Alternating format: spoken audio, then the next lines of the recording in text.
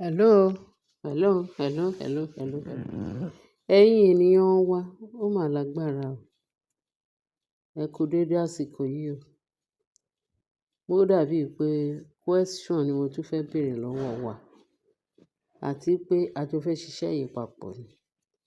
Tá bá dẹ̀, tí n bá dẹ̀ sọ ìwọ̀nba nǹkan tí mo rí tó ń fly ní internet, màá fẹ́ kí ẹ bá mi support ẹ̀ ní comment section. Kẹ́yìn náà kẹ́ fi kún comment section. Now, nǹkan tí mo kàn fẹ́ pé ká bèèrè lọ́wọ́ ara wa ni pé gbogbo nǹkan tó ń ṣẹlẹ̀ láàfin Ọjájá báyìí, kí lẹ lérò? Àbí kí ni nǹkan tẹ́yin lè fi kún gbogbo nǹkan tí à ń sọ yìí? Lóríṣiríṣi nǹkan tó ń fly, tẹ́ ẹ̀ ń gbọ́ gbogbo nǹkan tó ń ṣẹlẹ̀. A rí gbọ́ náà ni o. Wọ́n ní Tóbi, olórí Tóbi, ìyẹn èyí tó bí ìbejì. Bóyá bó ṣe bí ìbejì tán ni gàlégàlé gun orí ẹ̀ o. Àní ní gbogbo everything tó wá ń ṣe pé ó fẹ́ máa ṣe láṣegbé. Pé ó fẹ́ máa ṣe láṣegbé, kò yẹ kó rí bẹ́ẹ̀. Gàlégàlé ẹ ti wá pọ̀ jù, òun àti Mariam. Ó yó pẹ̀lú àwọn tó ń tẹ̀ máa flush out torí gbogbo wọn pàápàá. Wàhálà wọn ti pọ̀ jù. Níṣe ló dàbí pé kí èmi tún jẹ́ inú àwọn àbúrò Ọ̀fin, Ọọ̀ni of Ifẹ̀, àbí kí n jẹ́ ẹ̀gbọ́n ẹ̀. In fact, gbogbo yàmá-yàmá ìrírí tá ń rí.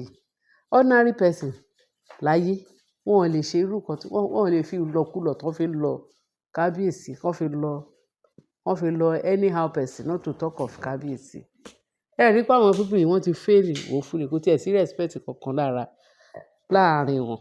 Àti èyí tó kéré àti èyí tó dàgbà àti gbogbo. Bí mo dẹ̀ ṣe ń wò wọ́n, ó dàbí pé ọmọ yìí, Naomi ni just small girl láàárín gbogbo wọn. Wọ́n dẹ̀ ń hùwà gàlégàlé. Ó dàbí pé wọn ò rí ọlá rí ni. Ìgbà tá dẹ̀ tí ẹ gbọ́ pé lady yìí ló lọ fún wọn ní, lady yìí ló lọ mú ìyàwó wá fún kábíyèsí, no wonder. Wọ́n ní ìyá ọlọ́jà. Wọ́n ní ìyá alájẹ àbí kí ni wọ́n ń pè? Ìyá alájẹ. Wọ́n lóhun ló lọ ń ká àwọn kówèrè wá fún kábíyèsí.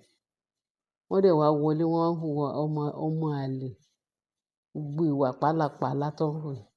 Wọ́n ní Tóbi pẹ́pẹ́ sí o.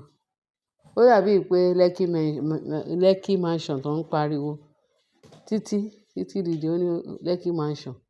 Òun máa gbà, tóun ò bá gbà, òun ò ní kúrò láàfin. Ó ní òun lòun ní ìdí, òun lòun ní.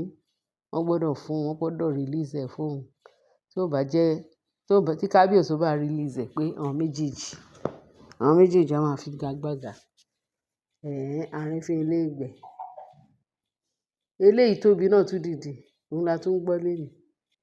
Pé wọ́n ní tó fly káàkiri pé wọ́n ní Tóbi náà tún dìde gàlégàlé.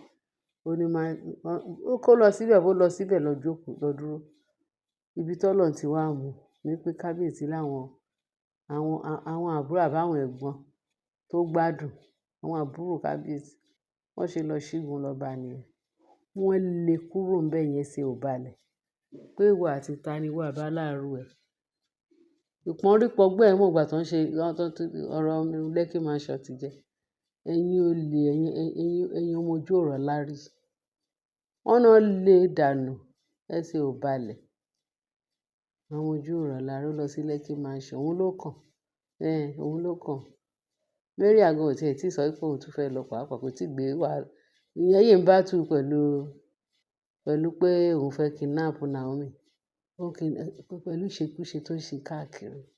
Ó ń pẹ́ k'Ọlọ́run tó mú gbogbo yín. Pẹ̀lú wàhálà tẹ̀ ń kó fún, tẹ̀ ń kó kábíyèsí sí. Despite pé kábíyèsí ló ṣe àfọwọ́fà fún rẹ̀. Despite bẹ́ẹ̀ tí tẹ̀ ń ṣe yẹn ti wá pọ̀ jù. Ẹ fẹ́ pọ ọmọ ọlọ́mọ fọlọ́mọ. Torí gbogbo stress tẹ̀ ń fún. Bí ó bá jẹ́ pé ó lè ní.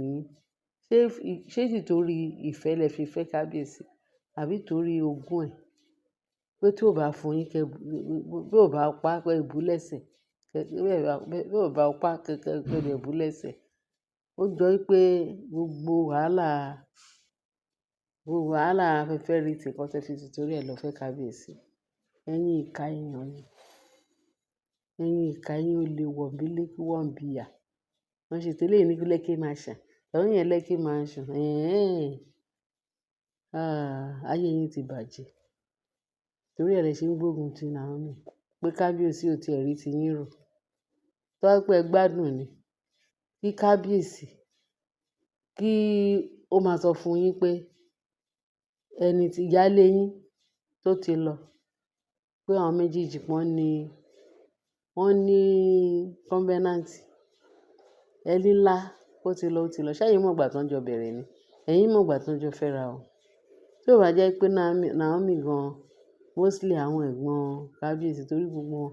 Ṣé táwọn ẹ̀gbọ́n kábíyèsí bá wà láàfin lénìí ṣé gbogbo rádaràda tẹ̀ ń ṣe? Wọn kàn sí. Inú mi ti ẹ̀ dùn pé wọ́n ti ẹ̀ yọjú. Torí mo ti ẹ̀yìn bá àwọn náà wí pé nígbà Naomi nìkan wà ní ibẹ̀ lọ́dọ̀ kábíyèsí. Wọ́n fi pé bóyá Naomi pé ọmọ ojú ọ̀rọ̀ lárí ni Naomi. Wọ́n victimize ẹ̀ o. Àwọn ẹ̀gbọ́n kábíyèsí wọ́n victimize ọmọ yẹn. Pẹ̀lú gbogbo rádaràda tó ń rí ní ààfin yẹn ló ṣe lọ́mọ ọlọ́mọ ṣe àtètè park. Wọ́n ní kójú má rí bí pé gbogbo ara lògùn ẹ̀. Ó ní girl yẹn ṣe tètè sá lebélebé tó park òun àti ìyá ẹ̀. Kí ni wọ́n sọ sí wọn tán? Kí làwọn ọmọ ọlọ́mọ ṣe?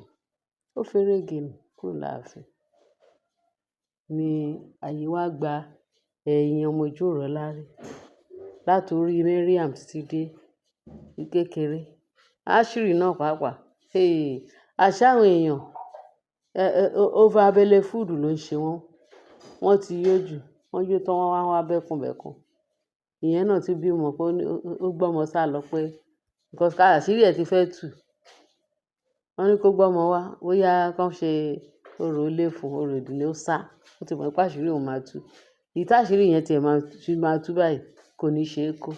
Tí ìyẹn náà bá ti ṣe rádaràda tiẹ̀ lọ́hùn, a wá ṣe wá tó padà. Thank God pé wọ́n ní àwọn sacrifice tó máa ń ṣe fún àwọn ọmọ. Tó bá jẹ́ ọmọ àlè wọn á ghetto náà. Àbí ilé kábíyèsí kọ́ ni, ilé ọba kọ́ ni. Wọ́n ní orò ìdílé. Wọ́n bá dé wá ṣe orò ìdílé fún wọn. Wọ́n kàn rò pé bóyá wọ́n kàn fẹ́ mu bread and tea and butter. Tí wọ́n á jẹ bread and butter tán, wọ́n á ní àwọn fẹ́ rín kábíyèsí fún. Nígbà Nemesis bá máa dé bá yín, ṣèbí kan ló ṣẹlẹ̀ sí Mariam sí. Ọlọ́run tó jọ Mariam ní pé kábíyèsí yìí ni kò fẹ́ lókù yàn lọ́rùn. Torí ẹ̀ ló ṣe tètè pariwo pé bàbá ẹ wá ilé agbára tí Mariam lọ tojú bọ̀. Ojú ẹ̀ ti fẹ́ pòórá mọ́ lójú. Preamble lórí yẹn kékeré lórí rẹ̀. Ṣé rí gbogbo ẹ̀yin tó kù ẹ túbọ̀ tẹ̀síwájú. Tẹ́ bá yá tètè bọ̀ wọ́n ara yín kẹ́ yá tètè bá ẹsẹ̀ ara yín sọ̀rọ̀. Because gbogbo nǹkan tẹ́ ti tọ́ bọ̀ nínú ààfin yẹn. Tẹ́ ti ṣe abomination sí ààfin. Ẹ ríran wò. Nǹkan tó ju yín máa rí pẹ̀lú nǹkan tẹ́ ṣe yẹn. Olúkálùkù ló ti ní àléébù sí ẹ̀ bẹ́ẹ̀. Ẹ dẹ̀ jókòó. Ẹ rò pé kábíyèsí máa fojú rẹ̀ máa wò yín. Nígbà tẹ́ sọ pé ẹ rí nǹkan míì ṣe àfi tí ẹ bá fẹ́ ba ilé ayé kábíyèsí jẹ́. Ó pè yín pé ká wá jẹ òun àti Naomi. Wọ́n pè yín pé ká wá jẹun. Ẹ wá fẹ́ ka wọn lọ́wọ́ kò dànù. Ẹ ti tẹ̀rù ọká mọ́lẹ̀ o. Gbogbo ayé pátápátá wọ́n ti rí sí yín. Ọpẹ́lọpẹ́ pé kábíyèsí yìí láwọn ẹ̀gbọ́n obìnrin. Àwọn yẹn gbẹ̀gbà tí wọ́n ò tí gbé ṣe wọn dé. Irú gbogbo ranù tí Mariam ń ṣe láàfin. Wọ́n á bọ́ndù lẹ̀. Wọ́n sì máa bọ́ndù. Ṣé bá àti akàn ń wúwo gbogbo lérèfé là ń rí. A mọ̀ nǹkan tó ń ṣẹlẹ̀ sí wọn láàfin. Wọ́n náà ti lé Tóbi wọ́n lé dànù. Olórí Tóbi wọ́n lé dànù kúrò ní Lekki Mansion. Ó ní òun fẹ́ lọ dúró Lekki Mansion. Àwọn oníranù, àwọn olè wọ̀bìà. Ẹ̀yin èèyàn wa. Kàn ní kí n fún yín ní information kan tó ń jà ràn ní internet. Pé tẹ́ bá tí gbọ́. Kẹ́yìn náà kẹ́ mọ̀ nǹkan tó ń ṣẹlẹ̀ níbẹ̀. Wọ́n kàn so ààfin kábíyèsí yẹn. Wọ́n fẹ́ sọ di Sodom and Gomorrah. Àwọn oníṣẹ́ ibi àwọn pálapàla. ọlọ́run ń bọ̀ wá bá yín.